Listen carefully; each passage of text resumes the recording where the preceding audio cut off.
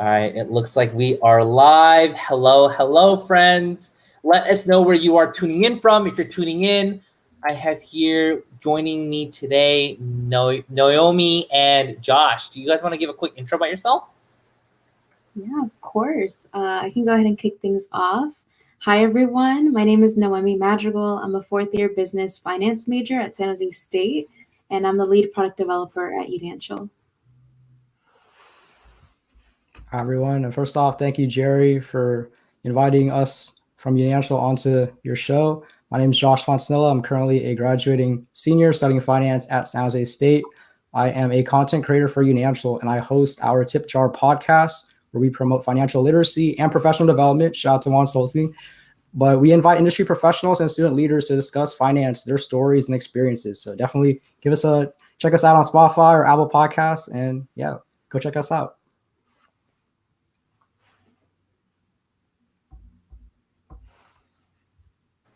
Awesome. Thank you so much for your introductions. I see that we have roughly about 16 people here. Let us know where y'all are tuning in from. I'm going to post this on my Instagram right now. I'm going to do this right here.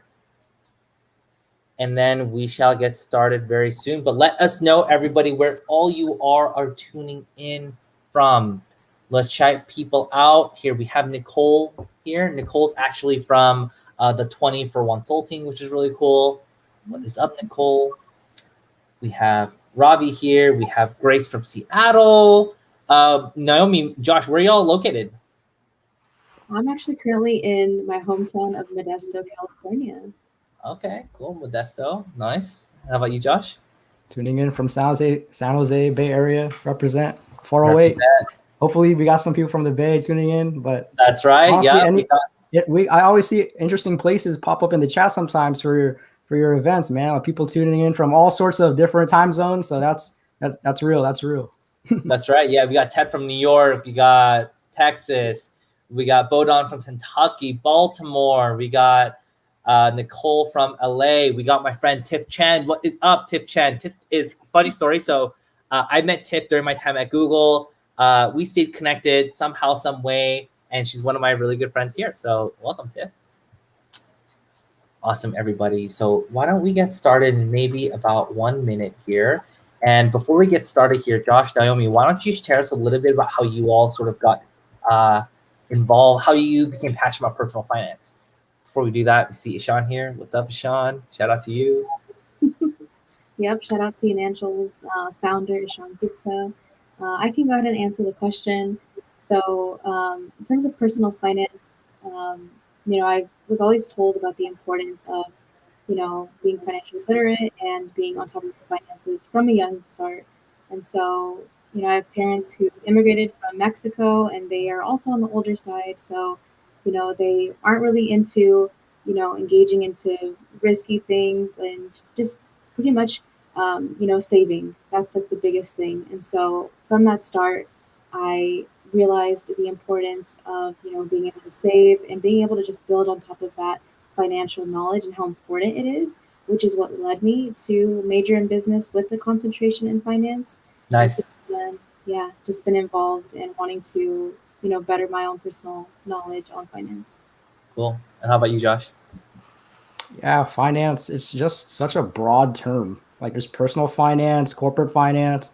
But for me, like at a young age, like this really ties into my personal story, is how I decided to become a finance major. So I used to flip sneakers. So any sneakerheads out there, like I used to flip sneakers, and I used to just really hustle. And I thought, maybe what should I do? Like I was doing that in high school. I'd flip soccer cleats. So I'd buy like the Messis, the Ronaldos. I'd flip them to my teammates and make a profit. And I was like, maybe I could do something in business. So it was deciding on finance and accounting. I looked at accounting and it just wasn't for me. It's very straightforward. Everything has to equal out in the end. For me, I kind of like thinking outside the box and the entrepreneurial aspect of things. So I decided to embark on finance. And as I've gone on this journey, it's something that's very continuous. Like one of my teachers told me, you could read this textbook, but if that's all you read, you're not going to succeed in finance. You have to keep learning. Even the best investors like Warren Buffett, Charlie Munger, these guys are like 100 years old. They're like Yodas, but they still read every single day, man. Like they don't stop reading. And there you go. It goes in their track record. And these are things that people like us, we may not be Buffett or Munger, but we can do this too. We can build habits to read, to continuously learn about finance. And that's something that I'm very passionate on, because some of my friends are asking me like, "Oh, what stock should I buy, Josh? Like, you're a finance major. Like, should I buy GameStop or something?" I'm like, Yeah. I tell them like, hey, it goes back to the fundamentals, man. Like, think of it like basketball. If any basketball fans here, I'm a big Warriors fan.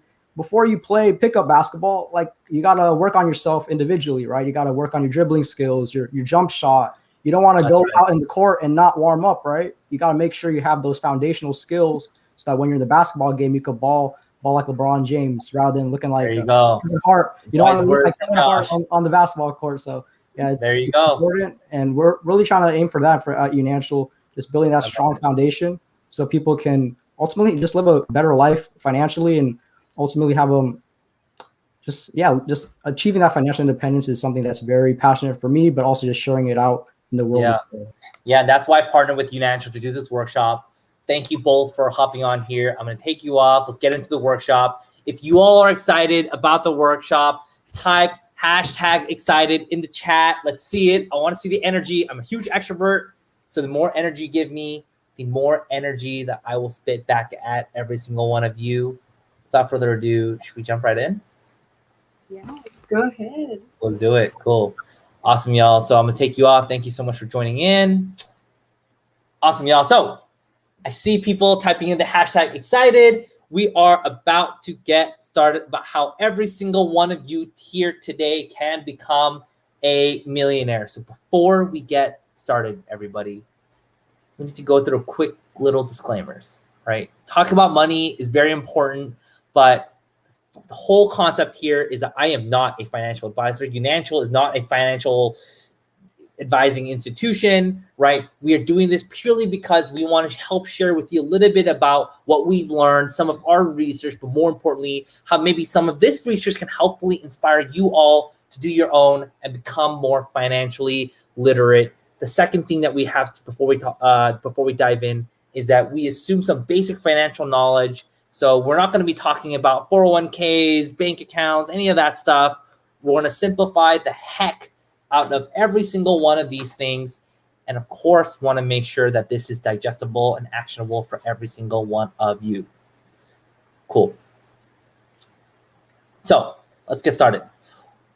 First question, y'all. What is the 2 comma club?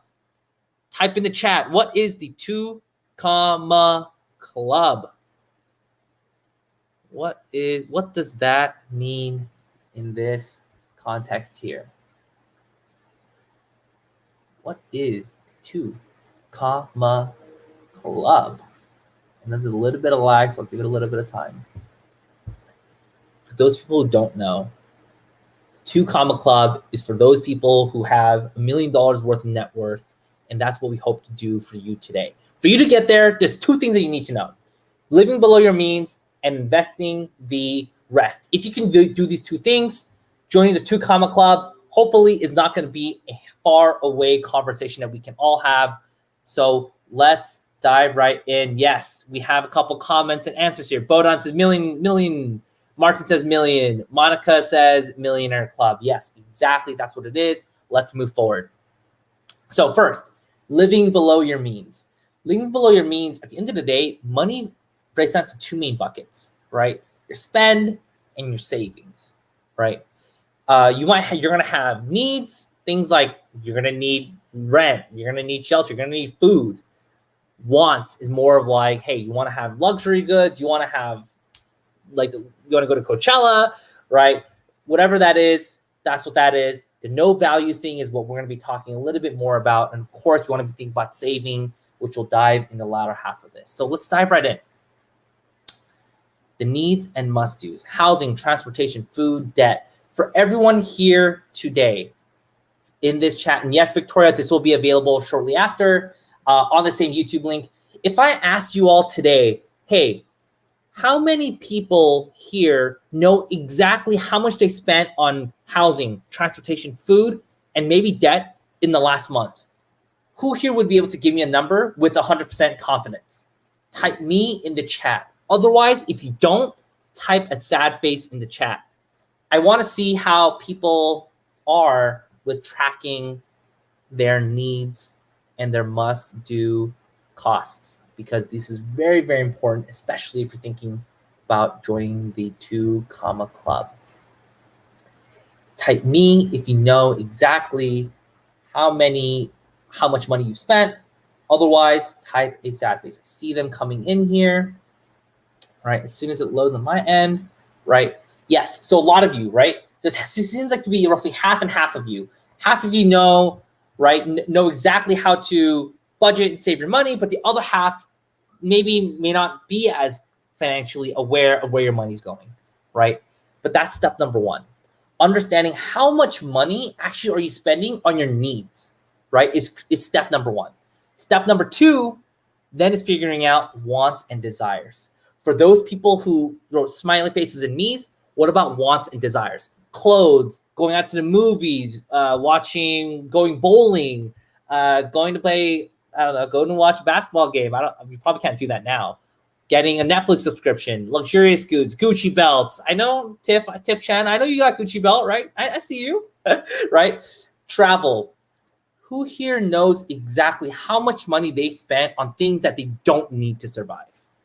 If it's clothes, anything, type me in the chat. Otherwise, type a sad face if you don't know how much money exactly you spent in the past month on these luxurious time, or at least on the needs and wants. Type me in the chat. Okay, cool. So we got a couple folks, right? We got Alejandra who says me. That's awesome. Nicole with a sad face, right? That's perfectly fine, Nicole. I was exactly that same way, right?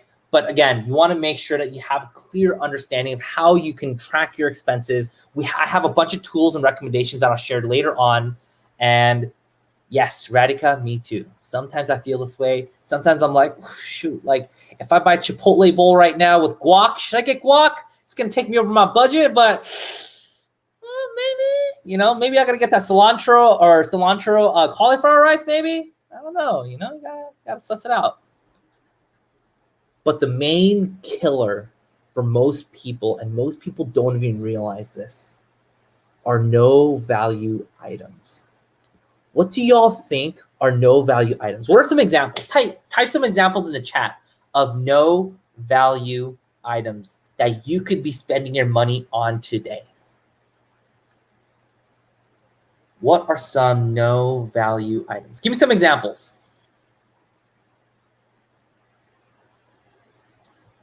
Martin here spitting facts. Why the food got to be expensive? I don't know. Ask Chipotle why they're charging $2 for guac. I'm going to walk down the street, go to Vaughn's, get $1 for an avocado, and get 5 times the amount of guac. Man, we got to talk to Chipotle's CEO. Yes. Ted, it can be Netflix. Could be credit card fees. Yes. Things like that. Overdraft fees. Great examples. Yeah. But the best examples for no value items are items that you spend money on things you don't care about. So let me give you an example. So let's say that you're really passionate about basketball, sports, just like Josh was, right? You'd be down to go to basketball games, soccer games, watching all those things. But let's say your friend comes to you and goes, hey, I want to go to a Formula One drag race, right? And you're like, what is Formula One? And they're like, listen, it's going to be so cool. It's good. Flight's only going to be $500. Tickets going to be $500. Hotel's going to be $500. It's going to be great. $1,500 to go see Formula One. If you don't like Formula One, is that a wise decision to be spending $1,500 to go watch something that you have no idea about? Type yes or no in the chat. Is it wise or is it unwise for you to spend money on things that you don't care about? Right? See a lot of people thinking here, right? For most people, chances are it's not a wise decision.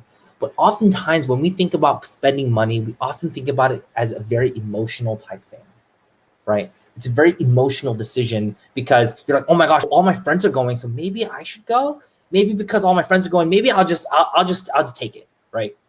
But the fact of the matter is that being frugal and being smart about your money is not being cheap. Being frugal and being smart about your money is about putting your money where your priorities are, right? And that's what it's all about. So with that, I want to walk you through an example. Here, we have our wonderful friend here, Sarah. Sarah is a 34-year-old high school teacher, and she's struggling with her finances. She's approached every single one of you all today. Let's say you are all financial advisors, and she needs your help. To know a little bit more about Sarah, Sarah's passions are yoga. She loves yoga, right? She loves to cook, and how she sort of relaxes and spends time is she just loves to just go out and run. Those are the 3 things that she cares about, and those are 3 things that she likes to do to just sort of relax. She comes to you and says, Josh, Naomi, what's going on here?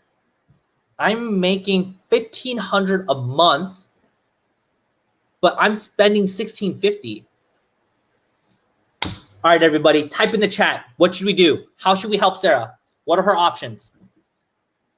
Type in the chat. What should we do for Sarah? Sarah is struggling here and needs our help. How do we help Sarah?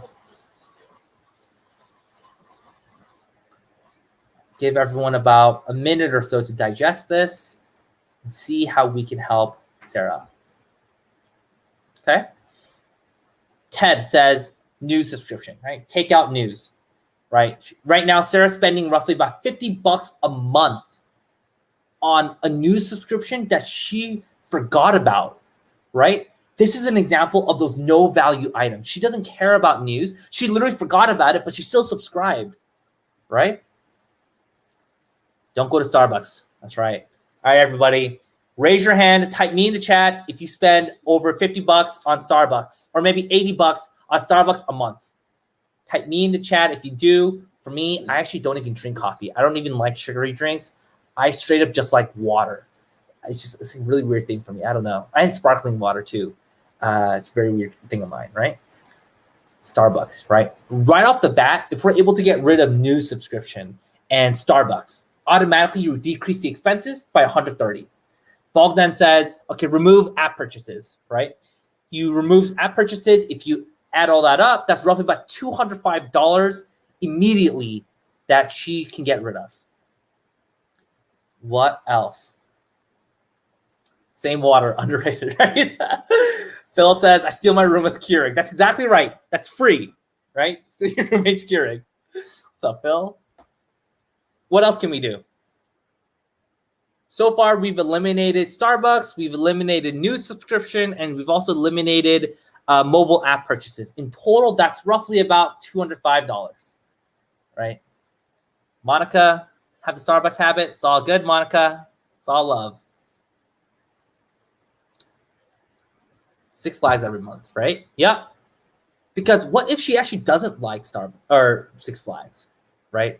She likes yoga, she likes cooking, she likes running. There's no mention about like anything about, hey, I love going to Six Flags and all that, right? So another $30 saved, $235 immediately. Tiff says less clothes every month. Exactly. She's currently spending $200 on clothes every month. Do you need $200? Maybe you can get away with $100, right? Treat yourself, right?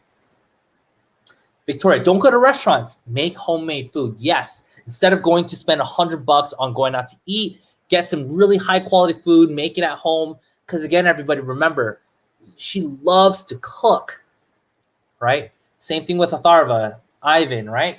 She loves time to cook, right? So what I've sort of realized here was that we can cross off all these, for example, right? Running club, I mean, she doesn't really need the running club. She's a passion. Maybe you can cut it out.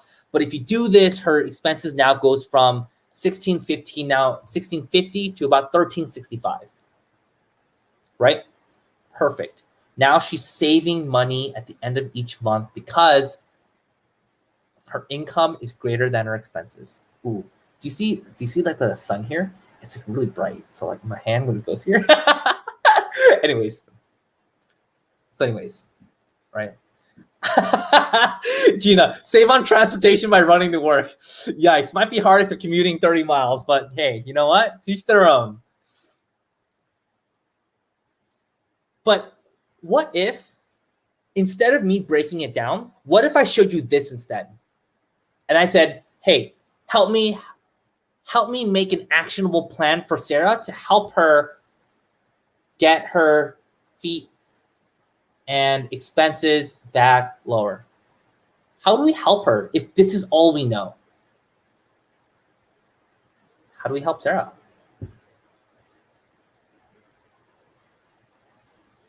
Is there anything that we can do here if this is all we know?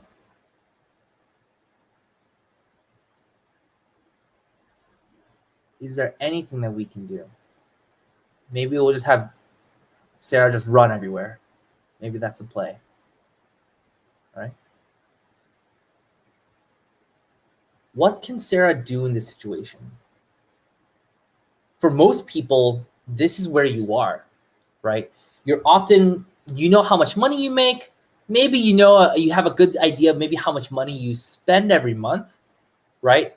But if I asked you, hey, cut down on 30% of your expenses, it's quite hard, right? You're like, well, where to cut out spend, right? Exactly, Bogdan. So you can either find a better paying job, right? You can't help her without understanding what her expenses are.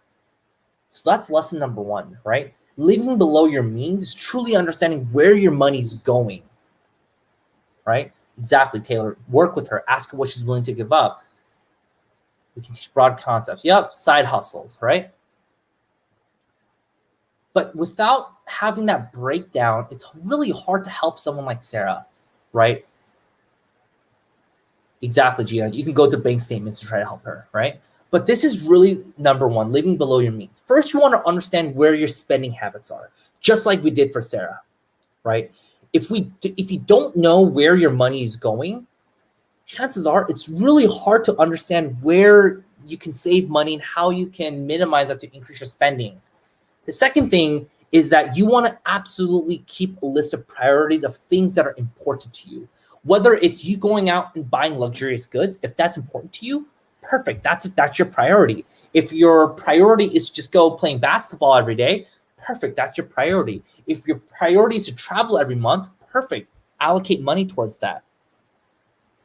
The biggest thing that I see people doing wrong with, especially their finances, is that they don't have a clue of sort of where their money's going. And secondly, they don't have a defined list of priorities of like, these are the things I like to do. These are the things I don't like to do. Again, being smart about your money, being frugal about your money is not being cheap. It's not cutting out expenses, not being hard on yourself. It's about allocating money into areas where you have passion, where you have priorities. The last piece of budgeting is making sure that you track and adjust every step of the way. If you feel like the budget that you've set for yourself is too tight, it feels really constricting. You're like, oh, like I can't get through my day because I feel like I'm constantly thinking about my budget. Then you have to increase your budget, right? It's a game where it's a constantly moving thing, and you want to make sure that you are easy on yourself, because at the end of the day, you want to do something that's sustainable. For me, if you were to ask me what I do, I actually record all my expenses on a Google form. And from that Google form, what will happen is then I'll input every expense, which will then get translated into a Google spreadsheet. And then I can see a one whole view of my entire year of expenses. I'll share my article with you all on how exactly I budget. And I actually got published as a result of this, which is kind of crazy. So let me go ahead and share my link here with you all.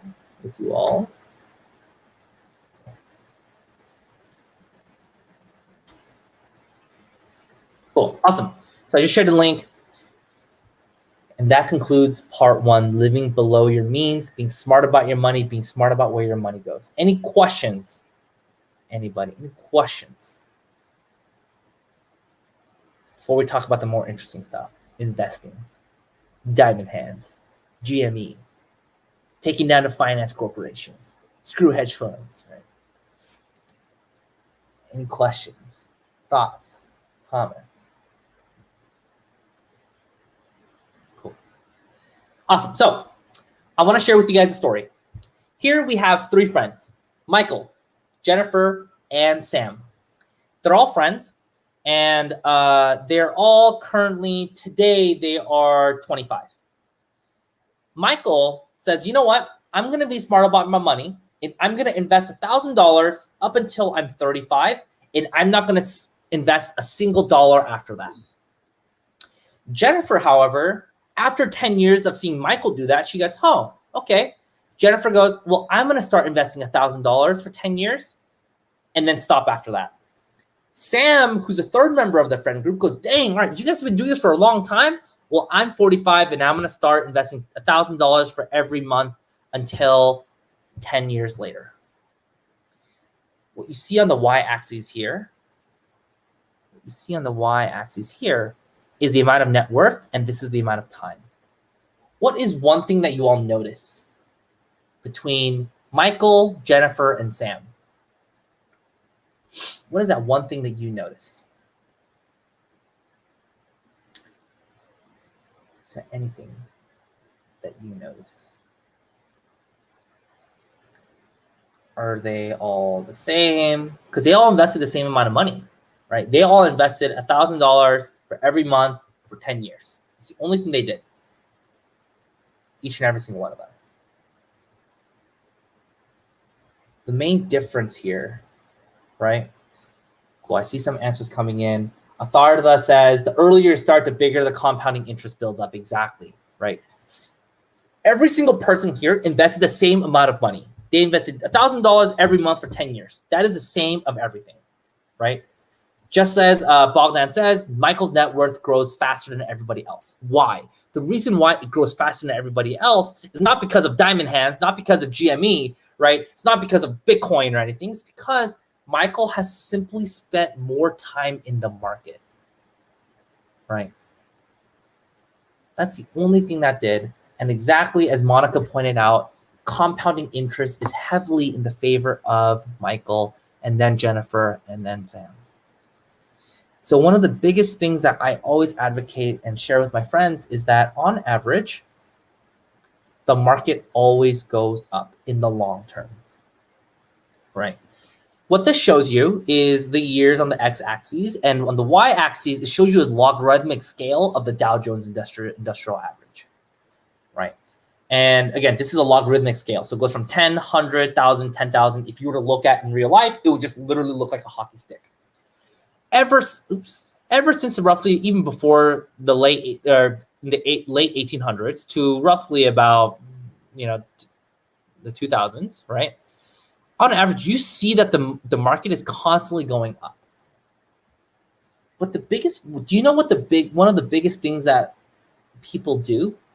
On average, people actually lose money in the market. Why do people lose money in the market on average? The reason why on average people lose money in the market is because when these things happen, right? When the economy crashes, like 2008 here, right? The dot-com bubble, roughly around here, right? People typically panic. They go, oh my gosh, I'm losing all my money, and they take their money out of the market. That's key principle number one. You don't lose money until you actually take money out of the market. If you're still in the market, you might be sort of going down here, right? That's why most people lose money in the market, right? And it's crazy because people typically have a tendency to buy high and sell low, right? And you might be thinking, Jerry, well, that sounds a little crazy, right? That's like, why would anyone buy high and sell low? Who's this guy here? Who is this man here with the white hair, glasses, a little bit of wrinkles, and I think he loves to drink Coke or Pepsi, one of the two. Who is this beautiful man on the right-hand side here? He just has his mind blown right now. That's right. Ted's like, Warren, he's my good buddy. And doesn't even say his last name, right? Warren Buffett, exactly. So what happened was that Warren Buffett had a challenge. And the challenge was he challenged a bunch of hedge funds, right? And hedge funds are those finance guys who spend all their time in 100-hour work weeks trying to figure out what is the best way that they can optimize and beat the market, right? They take a bunch of money and invest it in different things, and they're like, perfect, I want to figure out how I can grow this portfolio, right? And he had I think it was $1 million challenge. He went to multiple different hedge funds and said, listen, what I'm going to do is I'm going to invest in the market for 10 years. What I want you to do is I want you to beat me. If you beat me, I will give you $1 million. If you don't beat me, you have to donate $1 million to charity. Can anyone guess what happened when Warren Buffett said, I'm going to invest only in the market, and the hedge fund bros were like, with the Patagonia vest, were like, yeah, don't worry, Buffett. I'm gonna get a lot more money than you. What happened 10 years later, everybody? What does everyone think happened after 10 long years?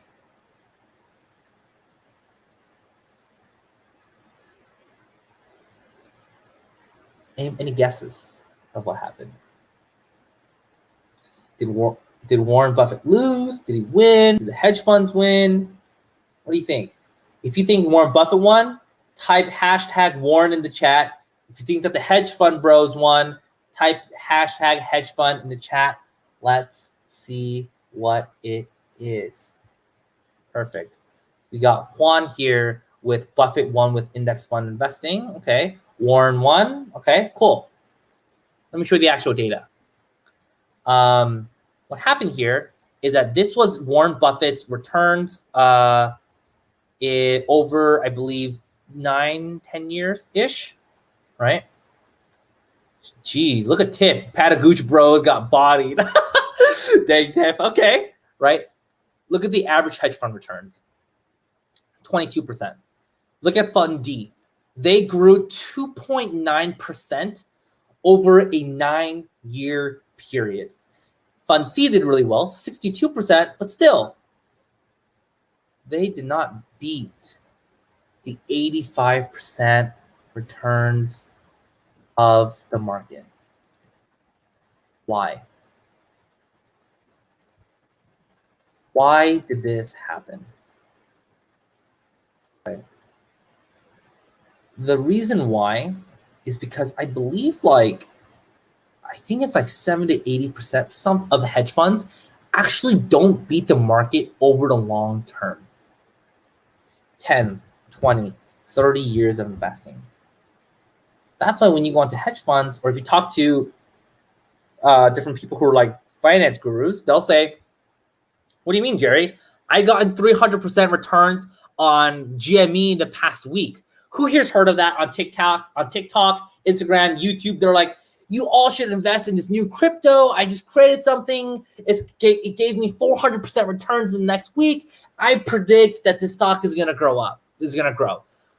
Say me in the chat if you've ever heard people say that before in the past, where you heard people go, whoa, I've just gotten 200% returns, 400% returns, 600% returns. Let me show you my Robinhood. My Robinhood game went from $1,000 to $1,600. Most people on TikTok, maybe it was just me, right? I'm on finance TikTok, right? Most of the time, what you'll find is that they're going to see a lot of those people. But do you ever wonder why? Right? Gina has that. Victoria, right? Bogdan, my roommate, loved doing that, right? Ugh, right? Do you ever wonder why these people just don't go to the banks, take on as much loans as possible, try to take money, raise money from anyone who's willing to invest in it, drop out of college, and just keep doing that for their career? Why don't these investors do that? Why don't they just invest their entire life savings, take on credit card loans, any bank loans, they refinance their cars, refinance their homes? Why don't they do that and invest it themselves? The reason why they don't is because of this. It's exactly this. A lot of people believe that there's a lot of money to be made, and exactly, Victoria, all those returns are short-term. If I said, cool, you got 400% returns, that is awesome, good for you. Can you do that for the next 30 years? Because that's the true answer, right? Unless you want to become a hedge fund and try to figure out ways to beat the index fund, why sort of go through all the hassle, right? And that's where the concept of diversification comes from, right? The whole purpose of diversification means that you're not investing in, let's just use an example of a forest, right? Every leaf denotes is defined as $1, call it, right? And let's say a leaf can eventually get bigger, a leaf can get smaller, right? But the value of your net worth is tied to a single leaf. When you invest in companies like Tesla, Google, Apple, GME, Bitcoin, what you're doing is you're allocating a certain amount of your money to a single leaf. And you're saying, I hope that this leaf gets huge. I hope that this leaf keeps growing on this tree. And I hope that if it does, then perfect. Then I also grow with it. Which is great, because if you invested in Google and you had the foresight 30 years ago, then yeah, you would have gotten insane returns on Google or Bitcoin, whatever, right? But let's talk about why invest in a leaf when you can invest in a tree? Investing in a tree, example of this is investing into a industry index fund. So for example, Vanguard has a tech index fund where you get to invest in all tech companies. So think about this tree. This tree represents every single tech company that's out there. By you investing into the Vanguard Tech Index Fund, what you're doing is you're saying, I hope my money is being placed on the leaf size of every tech company that's out there, maybe in the US. What's even better than that is, why not invest in the freaking forest? Right? So these are your three options. As you're thinking about your investments, as you're sort of thinking about where you should be allocating your money, where do you want to put your money? Do you believe that this one piece of leaf is going to grow up and be huge, or do you believe that the general forest is going to get big? Right? Stocks, mutual funds, and index funds, right? And the biggest question that I hear, or biggest thing that I have conversations with people on, are that they'll typically say, listen, Jerry, I feel like the market is hot right now. I feel like the market is overpriced. The market just gone way too high over the past 10 months. I just can't bring myself to invest right now. Who here's thought this question? Raise your hand, or maybe type me, not raise your hand. Type me in the chat if you've ever felt like, man, like the market is just too high. I shouldn't invest because I'm gonna lose my money if I do. Type me in the chat if you've ever felt that way. The fact of the matter is, and there's a lot of research that's been done on this, the single most important thing that you can do for your money is just letting it sit in the market. Jill Collins, one of the huge financial advisor folks, right? He's a really, really big person in just index funds investing and such. He said that one of the biggest things about investing money into the market is that it'll always bounce up. It'll always go up. But the key thing that you all need to know is that, can you weather the storm? Can you weather, if the market were to dip 30% like it did in COVID, are you still going to buy stocks when it's that cheap? I remember when I was looking at my IRAs and stuff, I was like, the market dipped 30%. And I was thinking to myself, well, I need to actually invest into my IRA. So at that point, I bought $11,000 worth of index funds, because I had to catch up from my previous IRAs and then the current year's IRA, and I just straight up invested. Guess what happened 3 months after that? I was a very happy man, because at the end of the day, time in market beats timing the market, right? I want to show you some data. So what this data looks at is, it looks at, I think, the past 50 or 60 years, and it looks at every single point in time. And they look at, okay, for every single time that you invest in the market, what is your cash multiplier? AKA, how much money, or how is your money going to grow or shrink over the next 40 years? One thing that you'll realize here is that something very special happens after year 20, right? What happens on year 20? What happens on year 20 roughly is that you actually have almost no chance of losing money in the market if you've stayed in the market for 20 years. On the flip side, the average is that you're actually going to 4x your money if you stay in 20 years. And the best case scenario, if you got super lucky, you're gonna have 12 extra money. And as you can see here, the longer you stay, the higher chances that you're actually gonna get a return on your money is. Similarly, right? This is the inverse way of looking at it. The chance of you losing money in the stock market decreases as you sort of go down the line. Same thing happens here. Year 20, right? Year 20 is the way, really the point at which you no longer will actually lose money in the market, right? So what's the recap here, right? The best thing that I hope that, if there's anything that I hope you all will take today, is one, understanding where your money's going is just as important as understanding how you're going to make more money. The second thing is that understand that investing is a marathon, not a sprint. Oftentimes people think about, my parents included, they always think about ways, be like, Jerry, like, how can I like double my money? I'm like, Mom, if I knew how to double my money, do you think I'd be working right now? I would just be constantly doubling my money, right? I would never work if I could double my money in just like that, right? If you believe all the data that I just showed you, and again, fact check me, right? I want you to test me, prove to me that my research is wrong, right? But every single research, every single white paper, every single thing that I've read points to the same fact that investing, the longer that you spend time putting money into the market, chances are you're going to be wealthy in the future. And if you do this over the 10, 20, 30, 40-year time frame, hopefully I will see every single one of you at the 2 Comma Club. And best part about this all is I have a bunch of resources for you all here. Boglehead.org. This is a great resource for those people who are thinking about investing, want to learn a little bit more. I'm a huge fan of Reddit personal finance.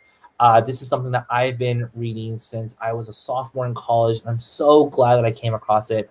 It has fundamentally changed the way I think about money. And the best book that I've read is this, The Simple Path to Wealth, right? It's by J.L. Collins. Mr. Money Mustache, which is a huge proponent in retiring early, being free from the shackle of money, is huge influence in my investing strategy. And I encourage every single one of you all to read this. J.L. Collins actually has a book, or has that entire series online for free. So let me actually post it in the chat here, and in case you all want to read that free book. And with that, I thank you all for tuning in to my first, I guess, public personal finance workshop here. Personal finance for me is a huge passion area of mine. And it's something that I hope to just keep learning and hope educating my friends and those closer to around me more. Thank you so much for your time. And I'm going to bring up Naomi and Josh back here and see if we can answer any of y'all's questions. What's up, Naomi? Josh, how you doing? That was doing good. What did you guys think of it? That was great. Honestly, those presentations, I know I had Sean messaging me as well, like, oh my goodness, that was so informative. And even for us that we, have spent our time working on like personal finance chapters and units, this was really helpful. Yeah, awesome. Yeah, I appreciate that. I've been asked, when is the next workshop? Well, hey, follow Younancial.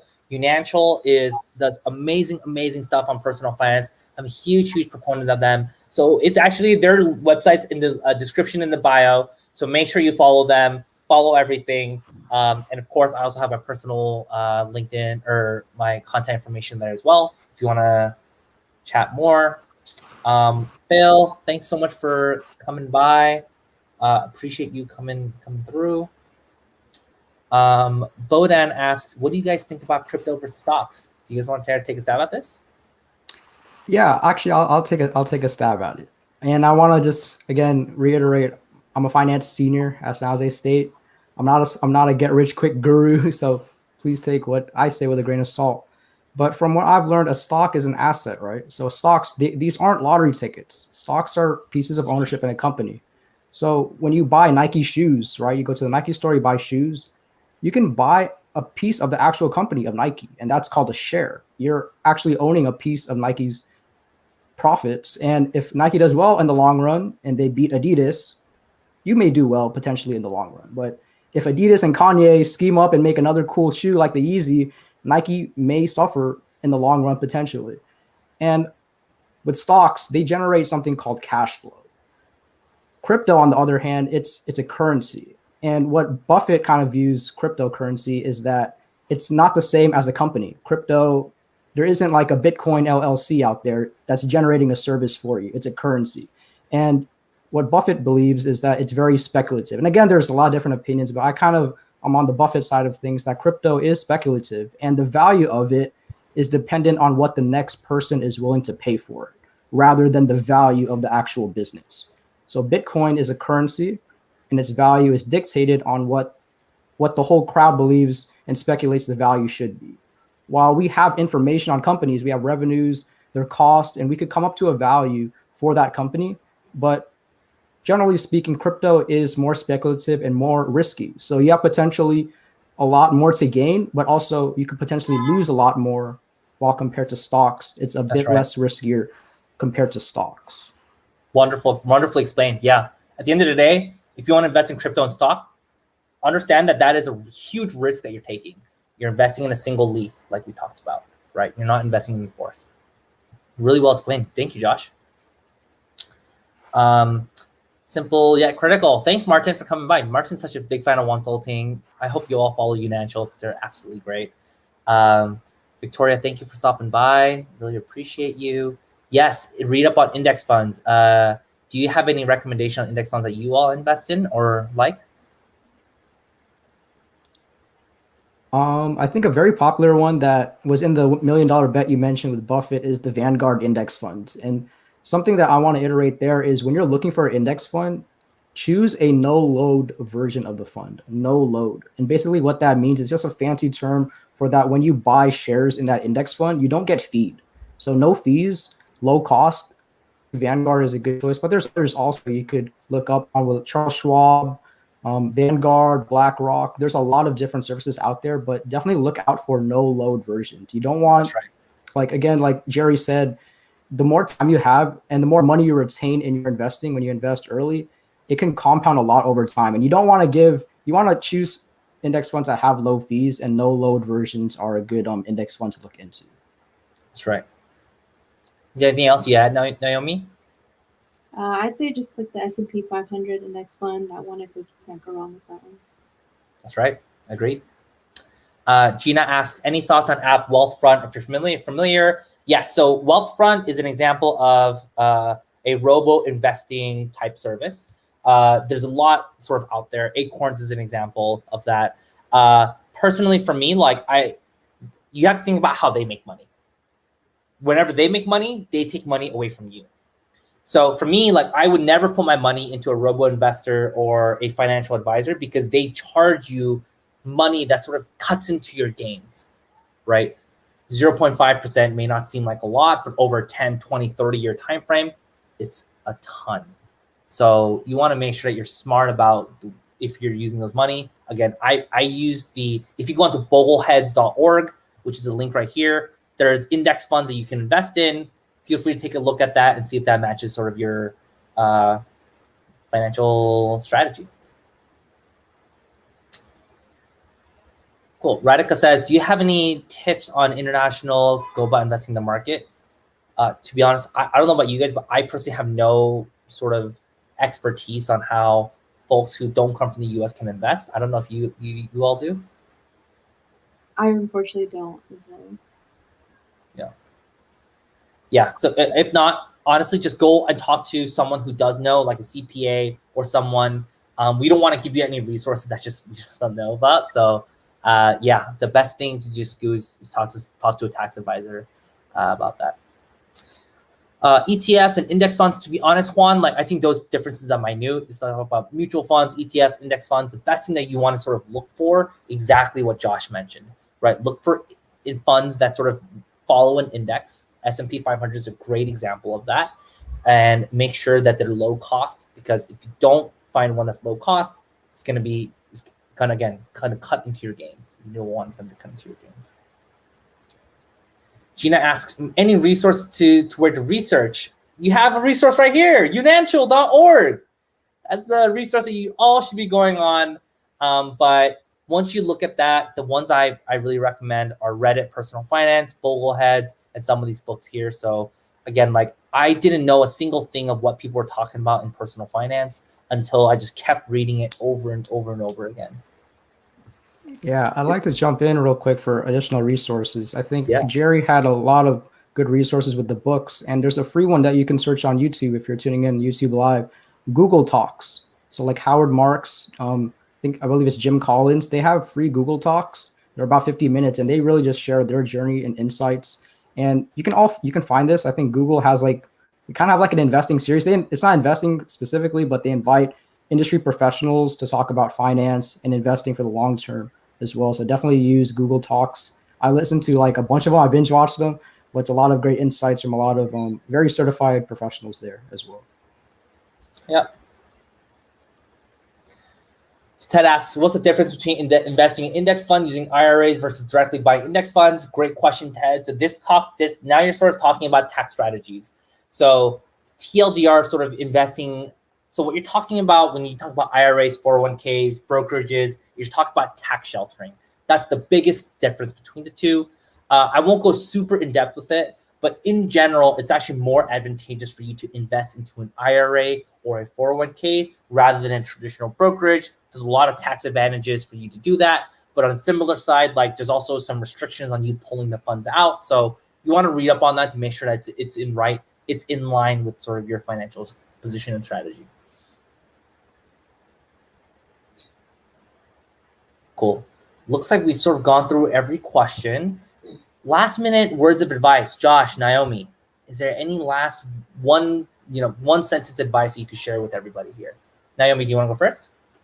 Yeah, I can go ahead and go first. I think for those of you that are tuning in that are students, I would say just, as Jerry mentioned, it is a marathon and not a sprint. There is so much knowledge out there, so many resources that you can use. So I would say just make sure to read up, make sure to do it in chunks.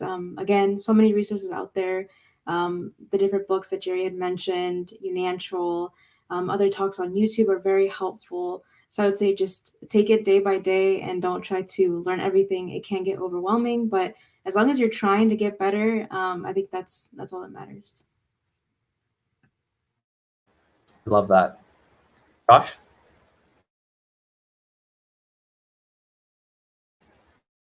Oh, I think you're muted, Josh.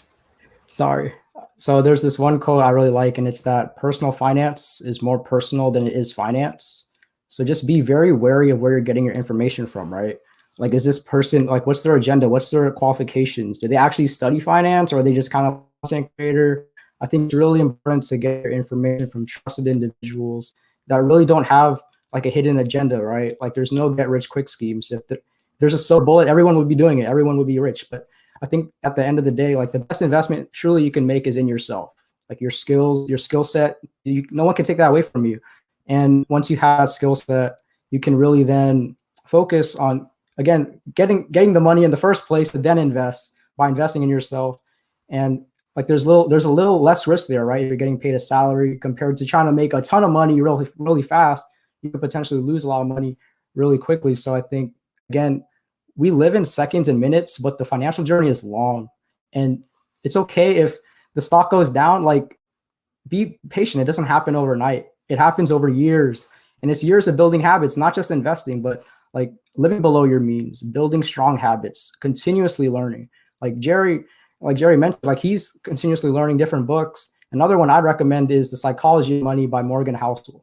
Like, many people, when they think about finance, they think about the spreadsheets and Excel, but they don't really touch on the behavior and psychological aspects of things. And I think the psychology and the questions that comes from self-reflection, asking yourself those key questions, because your answer is going to be different from another person. There's different circumstances, different experiences that will affect your overall investing strategy. So really, again, it's very personal, and it takes time, it takes patience, but in the end, Like everyone can invest and really live a happy life. It just takes time, patience, and effort. And yeah, Younancial's here, Jerry's here, Wonsulting, certified financial planners. There's a lot of resources out there, but again, it takes time.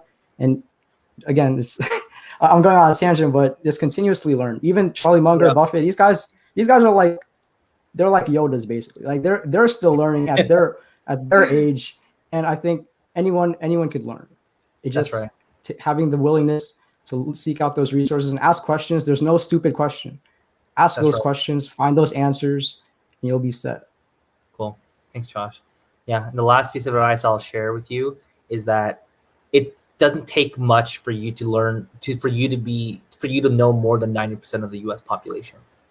Right? If you know the difference between a 401k, an IRA, the tax strategies, investing in index funds, if you honestly just master those 4 things, you're going to be more set than the average American, right? And it doesn't take much. Think about why the financial industry uses these complex terms: 401k, IRAs, traditional, after tax, Roth, right? Like the reason why they have this complexity is because people would rather pay someone, aka the financial institutions, to make it easier for them personally, right? So do a little bit of homework. You're gonna get huge gains for the future, and most importantly, we'll all join you at the 2 Comma Club in our yachts when we're old. All right. With that, everybody, thank you so much for joining. Naomi, Josh, thank you both.